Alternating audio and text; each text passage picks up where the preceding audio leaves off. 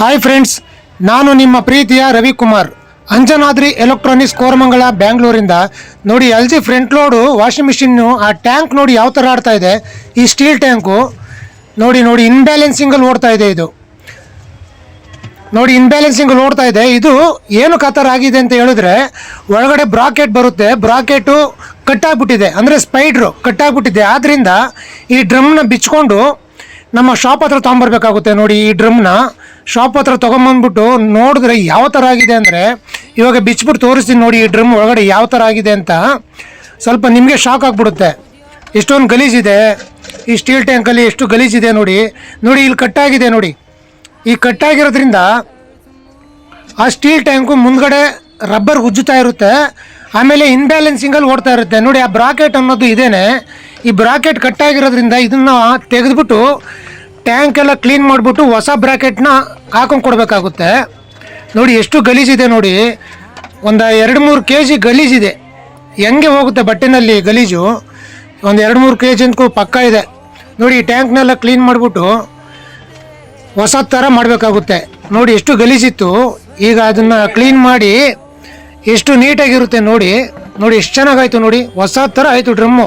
ಹೊಸದೇ ಅನ್ಕೊಬೇಕು, ಆದರೆ ಹೊಸದಲ್ಲ ಇದು. ಹಳೇದನ್ನೇ ಹೊಸ ಥರ ಮಾಡಿದ್ದೀನಿ ಅಷ್ಟೇ. ನೋಡಿ ಯಾವ ಥರ ಇದೆ ನೋಡಿ ಫ್ರೆಂಡ್ಸ್. ನೋಡಿ ಸಕ್ಕದಾಗಿದೆ. ಮುಖ ಕಾಣಿಸ್ಬೇಕು ಆ ಸ್ಟೀಲ್ ಟ್ಯಾಂಕಲ್ಲಿ. ಅದನ್ನೆಲ್ಲ ಕ್ಲೀನ್ ಮಾಡಿ ಎಷ್ಟು ನೀಟಾಗಿ ಮಾಡಿದ್ದೀನಿ ಅಂದರೆ ನೋಡಿ. ಇದೇ ಬ್ರಾಕೆಟು, ಅಂದರೆ ಸ್ಪೈಡ್ರ್. ಇದು ಸ್ಪೈಡ್ರು ಅಂತ ಕರೀತಾರೆ. ಈ ಸ್ಪೈಡ್ರನ್ನ ಹೊಸದಾಕಿ ನೋಡಿ ಎಷ್ಟು ಚೆನ್ನಾಗಿದೆ ನೋಡಿ. ಹೊಸ ಡ್ರಮ್ ಥರ ಇದೆ. ಈ ಥರ ಒಂದ್ಸರಿ ರೆಡಿ ಮಾಡಿಸ್ಕೊಂಡ್ಬಿಟ್ರೆ ಒಂದು 5 ವರ್ಷ 6 ವರ್ಷ 7 ವರ್ಷ ಆರಾಮಾಗಿ ಓಡುತ್ತೆ ವಾಷಿಂಗ್ ಮಿಷಿನ್ನು.